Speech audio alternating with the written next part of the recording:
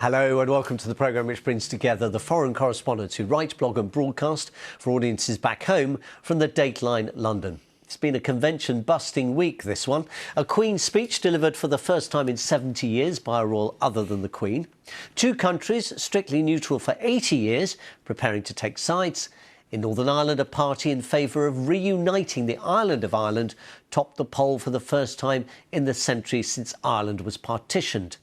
To discuss all that and more in the studio are Brian O'Connell, former bureau chief in London for the Irish broadcaster RTE, Eunice Goish, Portuguese journalist and university lecturer and newly created British citizen, and Geoffrey Kaufman, who's been both a war correspondent and news anchor in Canada and the United States. Good to have you back with us. Geoffrey, let's start with NATO expansion. Sweden and Finland. Finland's President Sauli Niinisto said on Friday he's going to ring President Putin and tell him that the situation has changed. How big a change is this, do you think? I think if you looked 10 years ago and said this, it was impossible. This was a religion in these two countries, neutrality, the concept of being Western but not glued at the hip or fused at the hip. And I think that this is really affirmation that while Ukraine is losing in the sense of the devastation to the country, Russia can't win. And Putin's legacy is exactly, when he looked in the mirror and said, let's do this, this is not what he saw. His view was occupy Ukraine in 3 days and shatter NATO. And he has done the exact opposite. He has done the impossible. He's actually united the disparate countries of the West in the EU, in NATO, and he has created a cohesive Western agenda. I mean, you have even, Hungary is a bit of an outlier, but even Hungary towing the line with NATO, with the EU. And I think that one of the leaders of Finland or Sweden said this week that Putin just has to look in the mirror and ask, how did this happen? He did it, and so it is a sea change, really historically in relations, and the threat to him is exactly what he doesn't want. The idea that there is now this seamless border that NATO will protect. Invade one, all will come to your defense. The problem, I suppose, in some ways, Eunice, that comes from this is what it means for those countries that are not in NATO, whether it in some ways increases their vulnerability potentially to Russia, to be threatened, to be bullied, potentially for worse for countries like Moldova and Georgia. That is for sure, because I think the message of this crisis has been, if you're not a member of NATO, you're going to be invaded by Russia. And so if you are a member of NATO, you are protected. But I think those countries, Georgia and Moldova, they've made a request to join NATO at the same time as Ukraine. But it's going to be a protracted... Moldova's divided anyway, so absolutely. The same problem as with Ukraine. The whole question of territorial integrity is going to be an issue. And I think NATO also will deal with these countries, with these applicant countries, in the same different way it has dealt with Ukraine. Because still today, it's not completely clear that Ukraine will join NATO after this war. There's the whole issue how Russia will react. I will just go back on the question of Sweden and Finland, because one interesting thing is that it's not completely a surprise that these countries are joining now, because since the collapse of the Soviet Union in 1991, that both Sweden and Finland have started a process of getting closer to the Western Alliance. So they've joined Partnership for NATO. 1994, they became members of the European Union. They've been reforming their armed forces in a way that make them completely compatible with NATO. So it's been quite a slow process. But since the annexation of Crimea in 2014, that these countries have started to prepare, and they've started increasingly, including to invest in their armed forces, because they started to feel,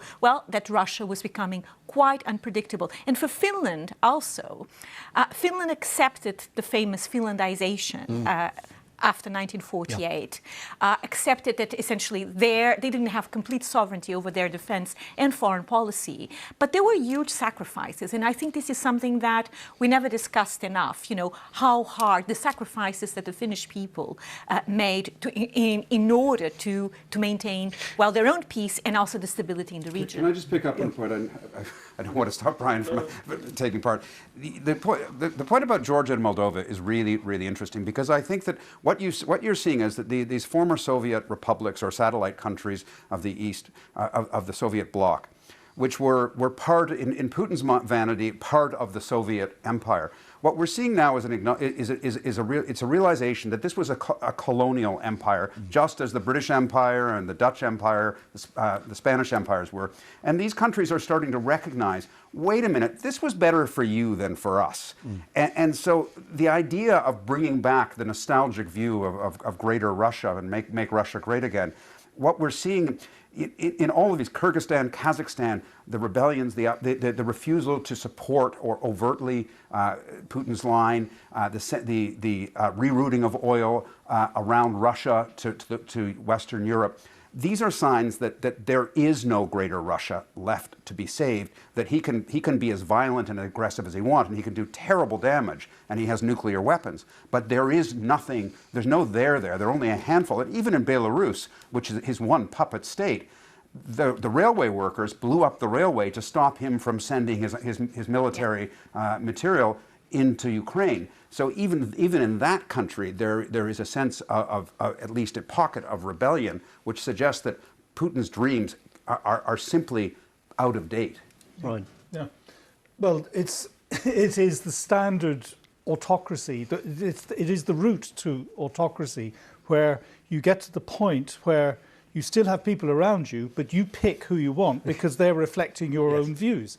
And so his view of the world, I mean, somebody obviously didn't say to him, hang on a minute, if you do that and you say we're under too many yes men and women. Yeah, I mean, it's that's not complicated, and you know that's what's happened in this case. The other interesting thing is that Finland's border with Russia is 1,200-1,300 kilometers, yes. And the Kremlin spokesman said the other day that they were going to take, what was it, strategic military and technical measures, which presumably means putting a lot of weapons along the border, as they did with Ukraine. But I just wonder what he's got left that'll cover 1,300 kilometres. Absolutely, given the losses the Russians are sustaining at the moment. I wonder a couple of other points to come out to you. You mentioned sacrifices the Finns maybe making, and Sweden obviously still hasn't formally decided whether it's joining, but they published a report on Friday which was suggesting that there were good arguments for it. The Swedish Foreign Minister Ann Linde saying that actually she felt it would make the risk of war less likely because it raised the stakes if Russia did attack any of the other countries. But just in terms of the price Finns may pay, already we hear that a Russian electricity company may cut off 10% of Finland's electricity supplies because suddenly there's a problem about payment that's mysteriously arisen just as this announcement is made. We hear that Putin is threatening to station possibly nuclear-armed missiles in Kaliningrad, which is sort of that little enclave between Lithuania and Poland on the Baltic. I mean, there are ways that he can make people feel even more nervous if he wants to, without actually taking any overt military action. Yes, and I think both Sweden and Finland are pondering those risks, and they are weighing what are is it a bluff, and what is there also the potential for greater security. And there's going to be that vacuum between being an applicant member state and then joining, and that period of time can be very well exploited by Russia.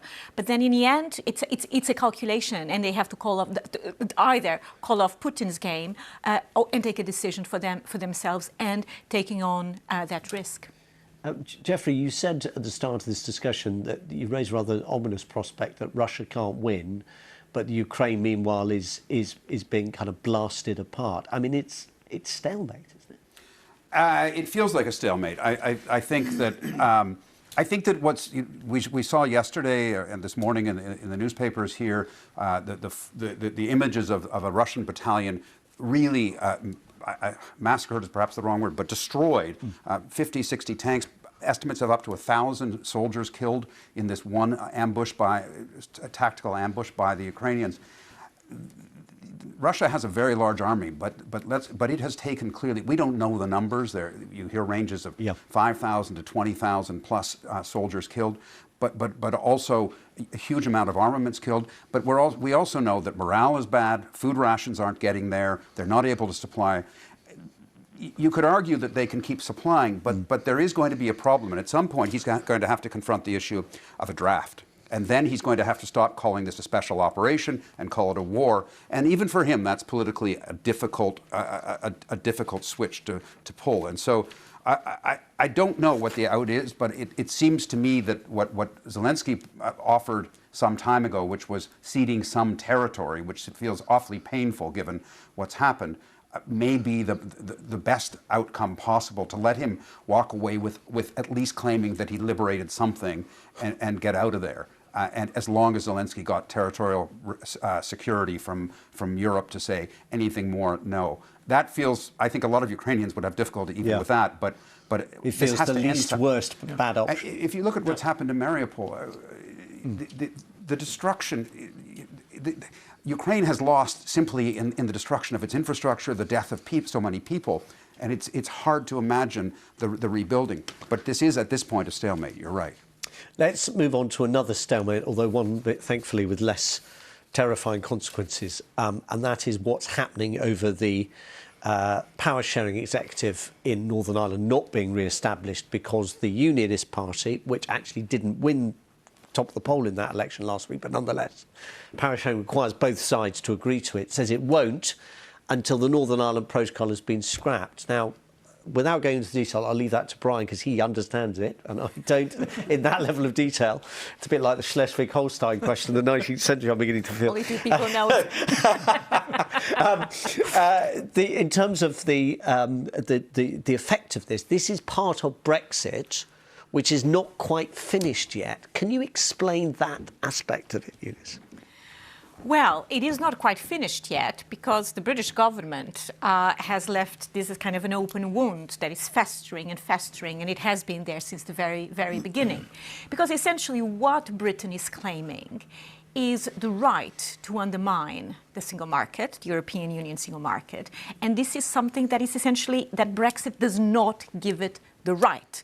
The European Union has been extremely flexible in the interpretation of the single market. It has been very sensitive to the peace process and conflict resolution in Northern Ireland. It had first proposed a backstop. It has now also suggested, let's not go back to the backstop, but it has also proposed quite a flexible arrangement whereby, so the border, and there has to be a border, because Brexit means the reestablishment of a border between the United Kingdom and the European Union. Because the UK is no longer in the United Kingdom. Absolutely. The island of Ireland, the Republic, is in the European Union. Absolutely. So it was agreed and that the border... part of the UK is physically on the island of Ireland. It was agreed that the border would not be between the Republic of Ireland and Northern Ireland to safeguard the peace process and the Good Friday Agreement. So it had to be on the Irish Sea. So that border has to remain there. And the way that the European Union sees it is that, well, this was clear. This was clear since the beginning of Brexit. They've been talking about this problem since 2016. The British government signed the Northern Irish Protocol in 2019. And Boris Johnson said it was a great deal, a fantastic deal, an oven-ready deal, and said it was fabulous, it sorted all the problems and so on. So what the European Union sees is an incredible bad fate, because they signed it clearly with a view to break it soon after. And so they are saying, well, this is a government that it's not serious. Why are we going to waste our time proposing creative solutions, and they are very bureaucratic, they are very detailed and so on. Why are we going to waste our brain power in developing these super complicated solutions if this British government is not serious, is not taking any of these proposals seriously, and more importantly, has not made any alternative proposals, they have not presented them on the table. Brian, why are the implications for this within Northern Ireland so toxic? Given that trading is going on as we speak, it's not as if people have stopped trading goods across between the UK and the Great Britain part of the UK and Northern Ireland and the Republic of Ireland and therefore the rest of the European Union. Well, in terms of the governance of Northern Ireland, just on its own, the Northern Ireland Assembly is now paralysed for the reasons met briefly on Friday, but couldn't even elect speakers. Can't do any business. Exactly. Can't elect an executive appointed. And And that means that, you have a sort of caretaker administration, civil servants, outgoing ministers who just keep the lights on and so on, where Northern Ireland has probably the longest and the worst waiting lists in the NHS. They need further investment in education, infrastructure, all those kind of things. And the protocol and the checks that come with the protocol, even though the majority of members of the new Northern Ireland Assembly actually agree to live with it, they are hurting small and medium-sized businesses in Northern Ireland. There's no doubt about that. But so there is room for negotiation in terms of, let's not worry too much about that category of goods and so on and so forth.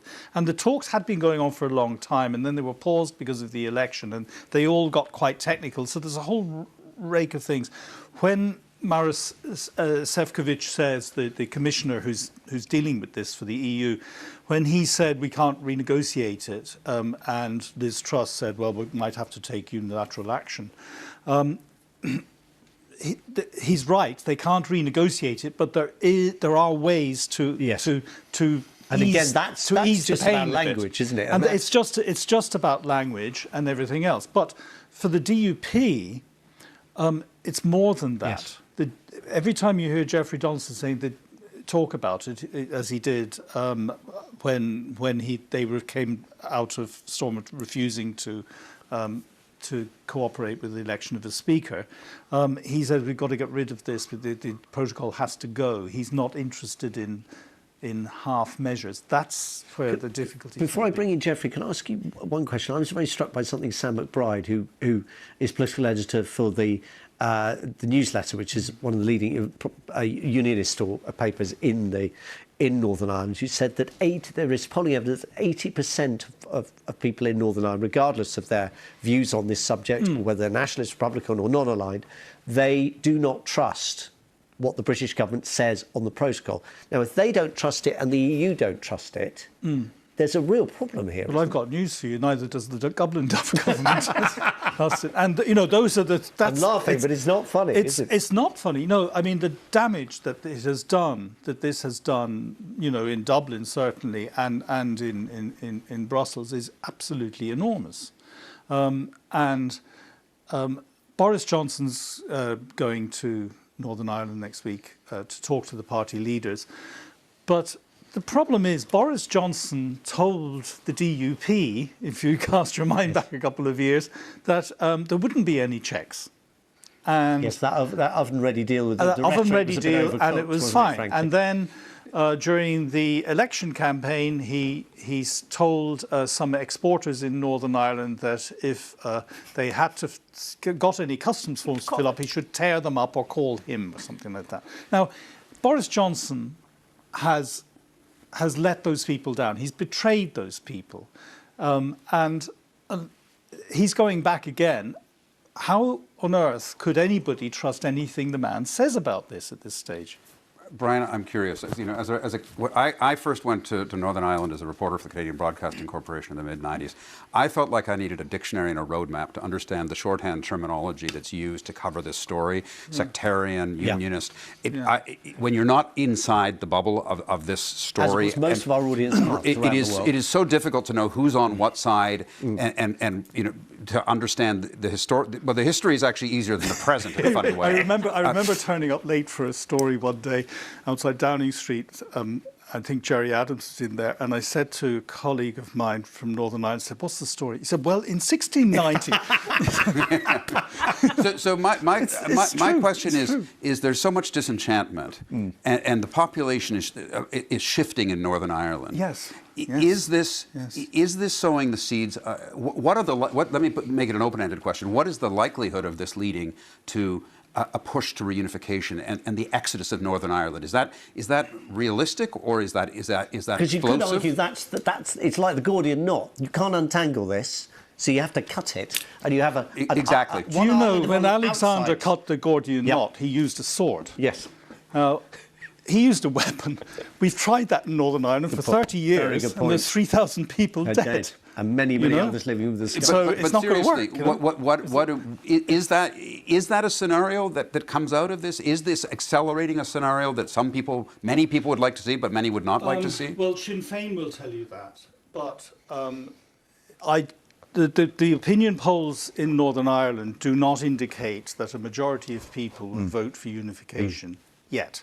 But what can change is the whole architecture of power sharing in Northern Ireland, with, throwing away the consociational arrangement that is in place and that is essentially being the deadlock. Because, as Jeff was saying, demographics is changing and you have increasing number of people who no longer identify either as unionist or nationalist. Just before we move on, I should just say, when I made the President Gildy, I was not suggesting a return to violence. I was simply suggesting an island of Ireland in the European Union, a UK wholly out of the European Union.